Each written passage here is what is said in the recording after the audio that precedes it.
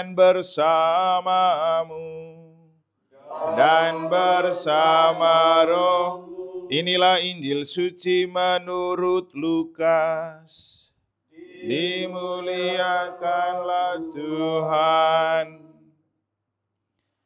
Ketika mengajar di salah satu rumah ibadat, Yesus bersabda, "Kerajaan Allah itu seumpama apa?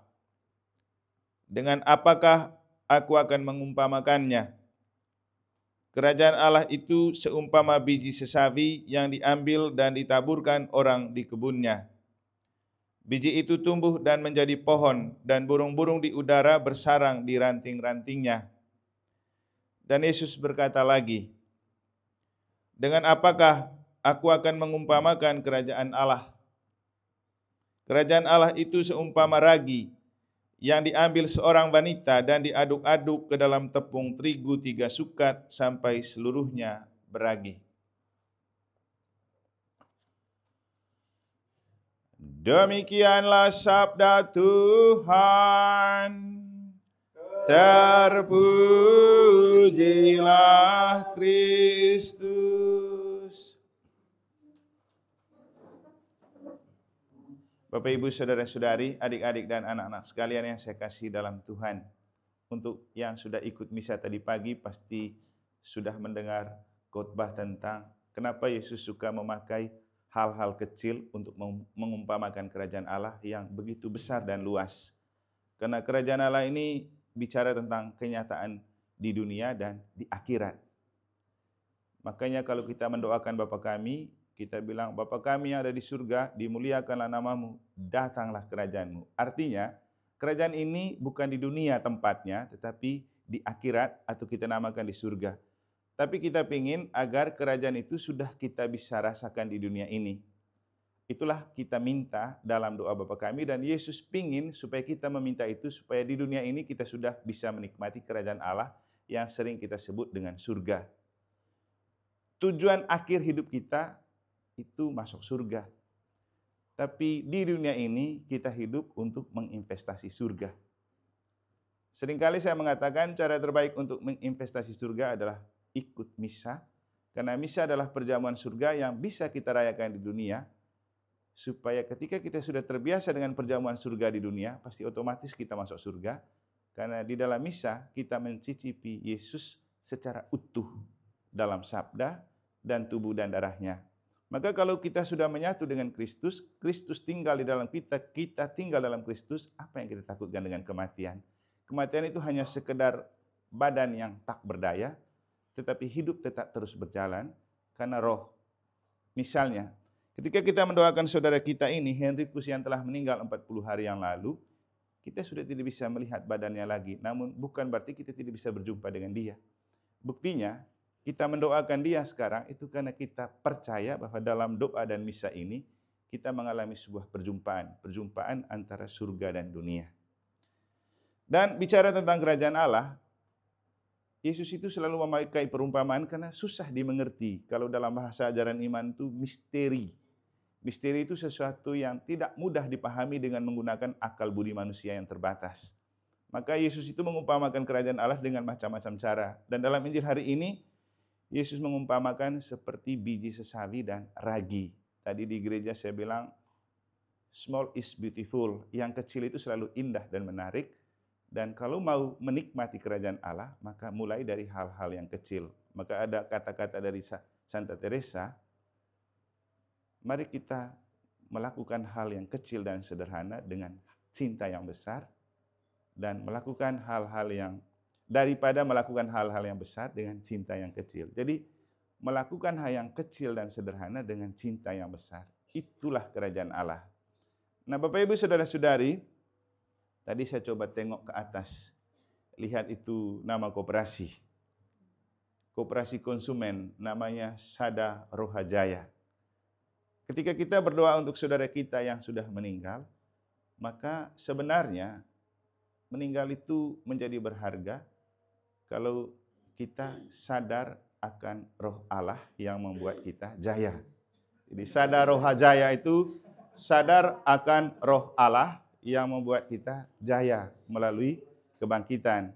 Artinya, Kalau kita tidak sadar dengan roh Allah yang bekerja, kita juga tidak akan bangkit. Karena bangkit itu karya roh. Jadi badan kita lalu bangkit karena roh. Dan kalau kita bicara hidup kekal itu kan hidup dalam roh karena kebangkitan Kristus. Tapi tidak akan pernah kita mengalami kebangkitan kalau tidak pernah terkubur.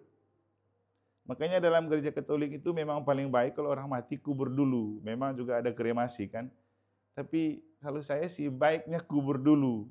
Teologi kubur itu membuat kita bangkit. Kalau kita sudah cepat-cepat jadi kremasi, bagaimana bangkitnya? Tapi sudahlah, yang penting jiwa selamat, toh. Itu juga kan pengaruh budaya. Mungkin juga karena kurang tanah. Tapi saya rasa ada tekniknya. Kayak di Bali memang kurang tanah. Tapi kubur saja dulu. 5-6 tahun baru diangkat, dibakar, dikremasi, lalu simpan dia punya abu.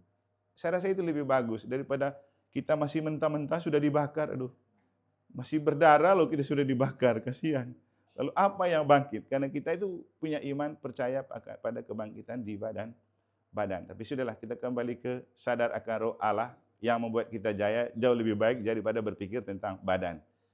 Nah, orang yang sadar akan roh Allah yang membuat dia jaya, itu harus setia melakukan hal yang kecil dan sederhana yang jarang diperhatikan oleh orang. Maka untuk koperasi konsumen sadar roh jaya, kalau mau jaya, tipsnya satu, disiplin tanpa harus diawasi. Artinya kalau kita mau jaya dalam roh, ya disiplin juga jaga hidup rohani tanpa harus diawasi oleh pastor, pengurus KBG, pengurus lingkungan. Lakukan saja, jaga disiplin untuk berdoa tanpa diawasi. Pasti kita jaya dan selalu hidup dalam roh. Yang kedua, bekerja tanpa harus diperintah. Dan berdoa tanpa harus diperintah. Kalau mau hidup dalam roh Allah yang membuat kita jaya, mau mati kapan sih tidak apa-apa. Yang penting kan sudah terus berdoa. Lalu tanggung jawab tanpa harus diminta. Nah, coba kita bawa prinsip ini dalam hidup beriman dan gereja. Saya rasa kita punya gereja jaya, Roh Kudus juga selalu tinggal di dalam diri kita. Jadi disiplin untuk jaga hidup beriman tanpa harus diawasi oleh pengurus KBG, pengurus lingkungan, pengurus dewan atau romo. Supaya kalau kita mati dimanapun, Tuhan selalu bersama kita. Karena Santo Paulus juga pernah bilang begini, jika kita hidup bersama Kristus, kita mati bersama Kristus, maka nanti kita juga akan bangkit bersama Kristus. Santai saja. Apalagi tadi saya bilang kalau sudah sering konsumsi tubuh Kristus dan sabda Kristus dalam misa, apa yang membuat kita takut? Mau mati kapan dan dimanapun, siapa takut? Kenapa? Selalu bersama Yesus. Yang kita takutin ketika kita kehilangan Yesus. Bukan kehilangan Tuhan ya, kehilangan Yesus. Semua orang percaya kepada Tuhan. Tetapi jalan terbaik menuju Tuhan itu menurut Yesus adalah Yesus. Karena Yesus bilang apa? Aku adalah jalan, kebenaran, dan hidup menuju Bapa. Dan seringkali saya mengatakan, kita loh bersyukur dan beruntung punya Yesus, karena nabi besar manapun tidak pernah berani ngaku, aku datang dari Bapa, aku datang dari surga, aku datang ke dunia untuk mempersiapkan kamu di dunia, supaya ketika saatmu berakhir di dunia ini, aku akan membawa kembali kamu ke surga. Saya duluan ke surga, menyiapkan tempat bagimu. Tidak usah cemas dan gelisah, di rumah Bapakku banyak tempat tinggal. Paling penting, jaga kesetiaan untuk bersatu dengan Yesus. Itu paling penting. Dan lagi-lagi, Yesus itu memberikan kita garansi keselamatan.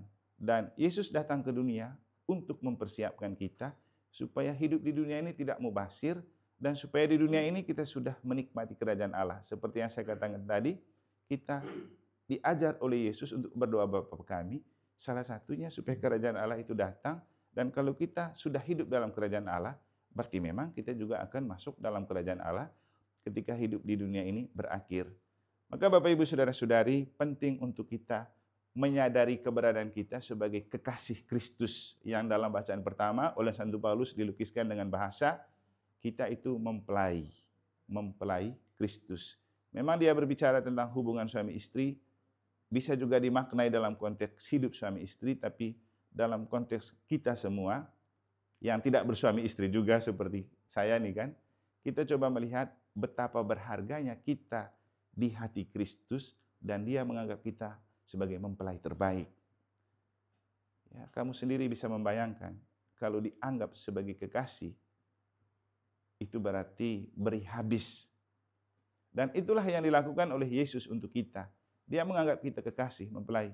Dan Dia sudah berusaha untuk menyelamatkan kita dengan mengorbankan diri sebagai bukti kasih. Saya rasa kita punya pasangan hidup juga belum tentu seberkorban Yesus ya, untuk memberikan diri dan membuktikan kalau Dia mengasihi kita. Tapi Yesus ini beri habis, tidak ada yang tersisa. Hanya karena Dia mau jaga kita, mau sayang kita, mau mengasihi kita. Artinya, jangan sampai kasih Kristus bertepuk sebelah tangan. Jangan juga berpikir begini, Tuhan kan mengasihi kita. Tapi di mana-mana cinta yang bertepuk sebelah tangan tidak selalu membahagiakan. Demikian juga kasih Tuhan. Tuhan memang mengasihi kita, tapi kalau kita tidak punya iman dan kesetiaan dan ketaatan untuk menerima, itu juga akan menjadi kasih yang bertepuk sebelah tangan. Masalahnya kita semua akan mati. Tinggal mau pilih, mau mati lalu ke neraka atau mau mati lalu ke surga. Kalau mau mati dan mau ke surga, jangan pernah memisahkan diri dari Kristus dan banggalah menjadi mempelai Kristus. Karena Yesus adalah jalan kebenaran dan hidup menuju Bapa. Kita kembalikan saudara kita Henrikus Martua HB Ahan ke pangkuan Bapa bersama Kristus melalui perayaan Ekaristi Kudus ini.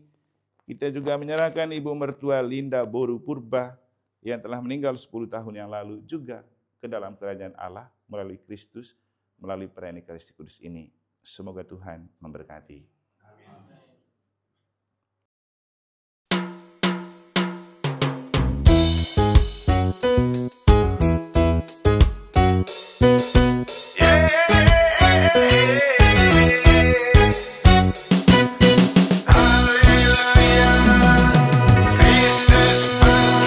Haleluya, Kristus telah bangkit. Dosa dan maut telah dikalahkan. Kuasa Allah, Yesuslah Putra Bapa. Mari bangkit bersama Kristus, jadi saksi bagi dunia, agar kasih Allah jadi nyata dalam masyarakat majemuk.